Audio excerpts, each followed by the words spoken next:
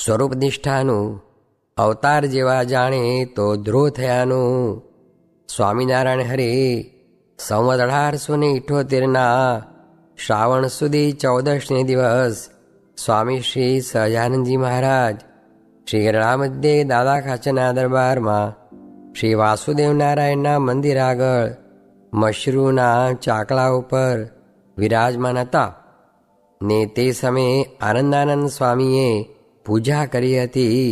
તે રાતા કિનખાબનો સુરવાળ પહેર્યો હતો તથા રાતા કિનખાબની ડગરી પહેરી હતી તથા મસ્તક ઉપર સોનેરી ફરતા છેડાનો કસુંબી રેંટો બાંધ્યો હતો તથા કમરે જરકસી શેડું બાંધ્યું હતું તથા ગૂઢા આસમાની રંગનો રેંટો ખભા ઉપર નાખ્યો હતો અને હાથે રાખડીઓ બાંધી હતી અને પોતાના મુખારવિંદની આગળ મુનિ તથા દેશ દેશના હરિભક્તની સભા ભરાઈને બેઠી હતી.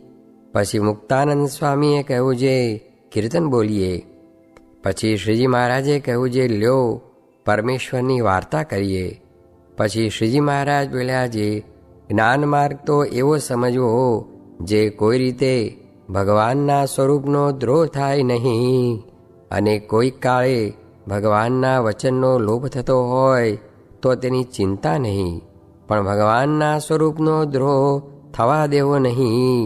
અને જો ભગવાનનું વચન કાંઈક લોપાયું હોય તો તે ભગવાનની પ્રાર્થના કરીને પણ છૂટકો થાય, પણ ભગવાનના સ્વરૂપનો દ્રોહ કર્યો હોય તો તેનો કોઈ રીતે છૂટકો થાય નહીં.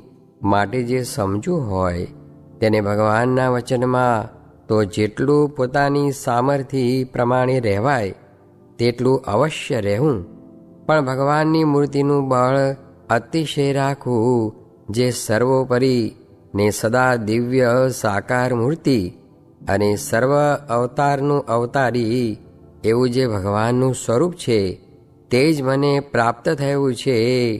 અને જે એમ જાણતો હોય અને તેથી જો કદાચિત સત્સંગથી બહાર નિસરી જવાનું તોય પણ તેને ભગવાનની મૂર્તિમાંથી હેત ટળતું નથી. અને તે હમણાં તો સત્સંગથી બહાર છે, પણ દેહ મૂકીને તો અંતે ભગવાનનું જે અક્ષરધામ તેને વિશે ભગવાનને સમીપે જશે અને હમણે સત્સંગમાં રહેતો હશે અને શાસ્ત્રના વચનમાં પણ રહેતો હશે. અને તેને જો ભગવત સ્વરૂપની નિષ્ઠા પાકી નહીં હોય તો તે જ્યારે દેહ મૂકશે ત્યારે કાં તો બ્રહ્માના લોકમાં જશે અને કાં તો કોઈક બીજા દેવતાના લોકમાં જશે, પણ તે પુરુષોત્તમ ભગવાનના ધામને વિશે નહીં જાય. તે માટે પોતાને સાક્ષાત મળ્યું જે ભગવાનનું સ્વરૂપ તેને સદા દિવ્ય સાકાર મૂર્તિ અને સર્વ અવતારનું કારણ અવતારી એવું જાણવું. અને જો એમ ન જાણે ને નિરાકાર જાણે ને બીજા અવતાર જેવા જાણે તો એનો દ્રોહ કર્યો કહેવાય. અને જેમ અર્જુન હતા તેને તો ભગવત સ્વરૂપનું બળ હતું અને યુધિષ્ઠિર રાજાને તો શાસ્ત્રના વચનનું બળ હતું. પછી જ્યારે ભારતની લડાઈ થઈ ત્યારે શ્રી કૃષ્ણ ભગવાને અર્જુનને કહ્યું જે સર્વધર્માન પરિત્યજ્ય મામેકમ શરણમ વ્રજ અહમ ત્વા સ્વર પાપેભ્યો મોક્ષયિષ્યામિ મા શુચઃ. એ શ્લોકનો એ અર્થ છે જે હે અર્જુન, સર્વધર્મને તજીને તું એક મારા જ શરણને પામ તો હું તને સર્વ પાપ થકી મુકાવીશ. તું કાંઈ શોક કરીશ માં. એ વચનને માનીને અર્જુન જે તે લડાઈને વિશે અનંત દોષ થયા તો પણ લેશ માત્ર મનમાં ઝાંખા થયા નહીં અને ભગવાનના આશ્રયનું બળ રાખી રહ્યા. અને યુધિષ્ઠિરે કાંઈ પાપ કર્યું નહીં તો પણ શાસ્ત્રના વચનનો વિશ્વાસ હતો. તેણે કરીને એમ જાણ્યું જે મારું કોઈ કાળે કલ્યાણ નહીં થાય. પછી સર્વે ઋષિએ સમજાવ્યા તથા વ્યાસજીએ સમજાવ્યા તથા શ્રી કૃષ્ણ ભગવાને પોતે સમજાવ્યા તોય પણ શોક મૂક્યો નહીં. પછી શ્રી કૃષ્ણ ભગવાને ભીષ્મ પાસે લઈ જઈને શાસ્ત્ર સંબંધી કથા સંભળાવી ત્યારે કંઈક વિશ્વાસ આવ્યો, તોય પણ અર્જુન જેવા નિસંશય થયા નહીં. માટે બુદ્ધિમાનને તો ભગવત સ્વરૂપનું બળ અતિશય રાખવું જોઈએ. એ બળ જો લેશ માત્ર પણ હોય તો મોટા ભયથી રક્ષા કરે. તે પણ શ્રી કૃષ્ણ ભગવાને કહ્યું છે, જે સ્વલ્પમ અપ્યસ ધર્મસ્ય ત્રાયતે મહતો ભયાત.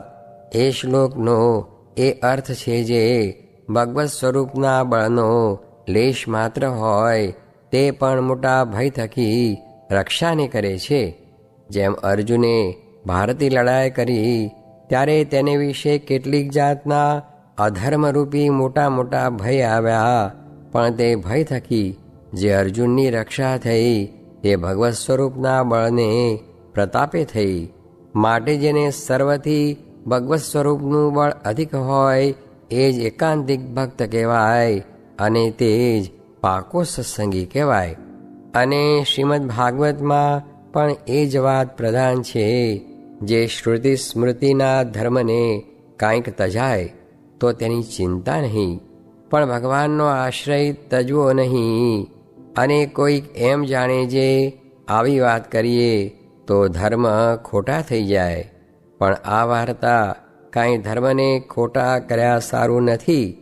આ તો એટલા સારું છે, જે દેશ, કાળ, ક્રિયા, સંગ, મંત્ર, શાસ્ત્ર, ઉપદેશ અને દેવતા એટલાવાના શુભ અને અશુભ એ બે પ્રકારના છે. તેમાંથી જો અશુભનો યોગ થાય ને એને કાંઈક વિઘ્ન પડે તો પણ જો ભગવાનના સ્વરૂપમાં નિષ્ઠા પાકી હોય તો તે કલ્યાણના માર્ગમાંથી કોઈ કાળે પડે નહીં. અને જો ભગવત સ્વરૂપની નિષ્ઠામાં કાચપ હોય તો જે દિવસ ધર્મમાંથી ચડી જવાય તે દિવસ તે એમ જાણે જે હું નરકમાં પડી ચૂક્યો. માટે જેને ભગવત સ્વરૂપનું બળ તે જ પાકો સત્સંગી છે. અને એ વિના બીજા તો ગુણબુદ્ધિવાળા કહેવાય. અને જેને ભગવત સ્વરૂપની નિષ્ઠા પાકી હોય તેને જ શાસ્ત્રમાં પણ એકાંતિક ભક્ત કહ્યા છે. અને આ સમયમાં જેવી સત્સંગમાં વાર્તા થાય છે તેને જો નારદ સંકાદિક ને બ્રહ્માદિક દેવતા સાંભળે તો સાંભળીને એમ કહે છે, આવી વાર્તા કોઈ કાળે સાંભળી પણ નથી અને સાંભળશું પણ નહીં. આ વાર્તા તો ન ભૂતો ન ભવિષ્યતિ એવી છે. અને અતિશય ઝીણી વાર્તા થાય છે તો પણ અતિશય સ્થૂળ બુદ્ધિવાળા હોય તેને પણ સમજાય છે. એવી મૂર્તિમાન વાર્તા થાય છે. માટે આ સમય જેને સત્સંગમાં પ્રતીતિ આવી છે તેના પુણ્યનો પાર આવે એમ નથી. એવું જાણીને સત્સંગી હોય તેને પોતાને વિશે કૃતાર્થપણું માનવું જોઈએ. અને જેને ભગવાનને વિશે અતિશય પ્રીતિ હોય તેને તો આ વાર્તા સમજાય અથવા ન સમજાય તો પણ તેને તો કાંઈ કરવું રહ્યું નથી. પણ જેને પરમેશ્વરને વિશે અતિશય પ્રીતિ તો ન હોય તેને તો જરૂર ભગવાનના સ્વરૂપનો મહિમા સમજો જોઈએ. માટે જે ડાયો હોય તેને તો આ વાર્તા સમજી વિચારીને અતિ દ્રઢ ભગવાનનો આશરો કરવો એ જ મત અતિ સારમાં સાર છે. ઇતિ વચનામૃતમ. એ રીતે ગરડા મધ્ય પ્રકરણનું 9મું વચનામૃત જે તે થયું.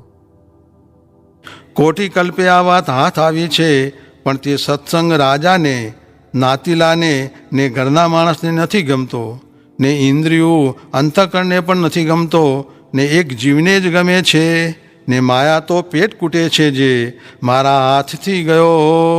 સ્વામિનારાયણ. અરે સ્વામીએ વાત કરી છે, ભગવાન અને મોટા સાધુને આશ્રય કરીને તો વાદળ જેવા દુઃખ આવવાના હોય તે પણ ટળી જાય, ને સાધન કરીને તો કૂટી કૂટીને મરી જાય તો પણ ન ટળે. સ્વામિનારાયણ. અરે સ્વામીએ વાત કરી છે, આપણું કલ્યાણ તો પ્રત્યક્ષ ભગવાનને આશ્રય કરીને છે, ને શાસ્ત્ર પ્રમાણે વર્તવું એ તો બીજાના કલ્યાણને અર્થે છે, કેમ જે આપણો ગુણ આવે તેનું પણ કલ્યાણ થાય. સ્વામિનારાયણ સ્વામીએ વાત કરી જે ભગવાનનું ને આ સાધુનું જ્ઞાન જેને થયું છે તેને કાંઈ કરવું રહ્યું નથી. તે તો અહીં છે તો પણ અક્ષરધામમાં જ બેઠો છે, માટે 5 માળા વધુ ઓછી ફરશે તેની ચિંતા નથી. તે તો સામર્થ્ય પ્રમાણે વર્તવું, પણ ભગવાન ને આ સાધુ એ બેને જીવમાં રાખવા ને આપણે સાધનને બળે મોટાઈ નથી, આપણે તો ઉપાસનાના બળથી મોટાઈ છે. સ્વામિનારાયણ સ્વામીએ વાત કરી જે એક દિવસ મહારાજ નર્મદામાં નાહીને ધ્યાન કરવા બેઠા. તે ઉઠે નહીં. પછી મુક્તાનંદ સ્વામીએ હાથ જોડીને 2-3 વાર કહ્યું છે, હે મહારાજ, તમે ટીમણ કરો તો ઠીક. પછી મહારાજે કહ્યું છે, ટીમણ તો કરવા છે પણ અમારે વાત કરવી છે. પછી સ્વામીએ કહ્યું છે, હે મહારાજ, તમે વાત કરો. પછી મહારાજ બોલ્યા છે, આ 50 કરોડ યોજન પૃથ્વી છે, તેથી 10 ગણું જળ છે, ને તેથી 10 ગણું તેજ છે, ને તેથી 10 ગણો વાયુ છે, ને તેથી 10 ગણો આકાશ છે, ને તેથી 10 ગણો અહંકાર છે, ને તેથી 10 ગણું મહત્તત્વ છે, ને તેથી 10 ગણો પ્રધાન પુરુષ છે, ને તેથી અનંત ગણા પ્રકૃતિ પુરુષ છે, અને તેથી અનંત ગણું પર અક્ષરધામ છે. તે ધામની વિશે રહેનારા જે અનંત કોટી મુક્ત છે તેમને પુરુષોત્તમનો સંબંધ છે, પણ બીજાને નથી. કેટલાકને તો ઇન્દ્રાદિકનો સંબંધ છે, ને કેટલાકને તો બ્રહ્માદિકનો સંબંધ છે, ને કેટલાકને તો વૈરાટાદિકનો સંબંધ છે, ને કેટલાકને તો પ્રધાન પુરુષાદિકનો સંબંધ છે, ને કેટલાકને તો પ્રકૃતિ પુરુષાદિકનો સંબંધ છે, પણ પુરુષોત્તમનો નથી. ત્યારે મુક્તાનંદ સ્વામીએ કહ્યું છે, અહીં કોઈકને પુરુષોત્તમનો સંબંધ થયો હોય તો? ત્યારે મહારાજે કહ્યું છે, એટલી જ વાત સમજવાની છે, કેમ જે અક્ષરધામના મુક્તને પુરુષોત્તમનો સંબંધ છે, કાં તમારે છે, પણ બીજા અવાંતર કોઈને નથી. સ્વામિનારાયણ હરે સ્વામીએ વાત કરી છે, ભગવાનનો નિશ્ચય છે, પણ જો કોઈક મંદિર આંચકી લીએ ને ભગવાન કાંઈ સહાય ન કરે તો કેટલાકનો નિશ્ચય ટળી જાય, ને દ્રઢ નિશ્ચયવાળાને તો સર્વ ટળી જાય, પણ સંશય થાય નહીં. સ્વામિનારાયણ હરે સ્વામીએ વાત કરી છે, સત્સંગ કરતાં પ્રથમ વિવેક આવે, તેથી સત્ય અસત્ય સમજાય, ત્યાર પછી વિમોક આવે, તેથી સ્ત્રી આદિકની ઈચ્છા ટળી જાય, પછી ક્રિયા આવડે, કહેતા સત્સંગની રીત પ્રમાણે સર્વને મળતી ક્રિયા આવડે, ત્યાર પછી સર્વથી પર એવું પોતાનું સ્વરૂપ બ્રહ્મરૂપ મનાય, ત્યાર પછી ભગવાન વરે. ત્યાર પછી જેમ જીવ દેહની રક્ષા કરે છે, સ્ત્રી સ્વામીની રક્ષા કરે છે, તેમ ભગવાન સર્વ પ્રકારે રક્ષા કરે છે. સ્વામિનારાયણ હરે સ્વામીએ વાત કરી છે, મહારાજ હતા તે દી જેવા છે તેવા ન ઓળખાણા, તથા રઘુવીરજી મહારાજ તથા મોટા મોટા સાધુ હતા તે દિવસે જેવા છે તેવા ઓળખાણા નહીં, પછવાડેથી વખાણ થાય છે. હાલ પણ જેમ છે તેમ સાધુ ઓળખાતા નથી. નારાયણ ભક્તે પૂછ્યું છે, ભગવાન જેમ છે તેમ કેમ ઓળખાતા નથી? ત્યારે સ્વામી બોલ્યા છે, જેમ છે તેમ ઓળખાવે તો સમાસ ન થાય, ઉલટો અસમાસ થાય. ને મહારાજે જેમ છે તેમ વાતો કરી, તેથી સૌ માણસ વર્તમાનમાંથી પડી ગયા. પછી મહારાજે કેટલાક વચનામત ખોટા કરી નાખ્યા ને કહે છે, એકે વચનામત રાખવું નથી. પછી નિત્યાનંદ સ્વામીએ પ્રાર્થના કરીને કહ્યું છે, ધર્મામૃતમાં તથા શાસ્ત્રમાં મળતું આવે એમ શોધીને લખશું. ત્યારે આટલા રહેવા દીધા. માટે જેમ છે તેમ સમજાવે તો સમાસ ન થાય, માટે એમ સમજવું છે. મહારાજે કર્યું છે તે આપણું સારું થાય એમ કર્યું છે, નિકર બીજાના જેવું આપણું થઈ જાય તેમાં ને આમાં ફેર રહે નહીં. સ્વામિનારાયણ હરે સ્વામીએ વાત કરી છે, કેટલાક કહે છે જે કાંઈ જાણતા નથી, આવડતું નથી, પણ ગાદીએ કોણે બેસાડ્યા છે એની તેને કાંઈ ખબર છે? બધું એ જાણે છે, ત્યારે જ ગાદીએ બેસાડ્યા છે. આ તો સત્સંગમાં કુસંગની વાત કરી, હવે મોક્ષની વાત કરીએ છીએ. જે એકોપી કૃષ્ણસ્ય કૃતઃ પ્રણામો એ શ્લોકનો અર્થ કર્યો છે. એક પ્રણામે મોક્ષ થાય તો આ તો કરોડો પ્રણામો કર્યા હશે, પણ મોક્ષ થયાની પ્રતીતિ આવતી નથી ને શાંતિ થતી નથી. પણ જો પ્રગટ ભગવાનને જાણીને તથા ઓળખીને એક પ્રણામ કરે તો ભગવાનના ધામમાં જાય ને મોક્ષ થયાની પ્રતીતિ આવે ને શાંતિ પણ થાય. સ્વામિનારાયણ હરે સ્વામીએ વાત કરી છે. નાગડકામાં સ્વરૂપાનંદ સ્વામીએ મહારાજને પૂછ્યું છે, ગુરુ સાહેબ आज सत्संगी का कल्याण कैसा होता है? त्यारे महाराज कहे, जैसा कपिल देव का, जैसे दत्तात्रेय का, जैसा ऋषभदेव का ऐसा होता है. अहो तब तो बहुत बड़ा कल्याण होता है.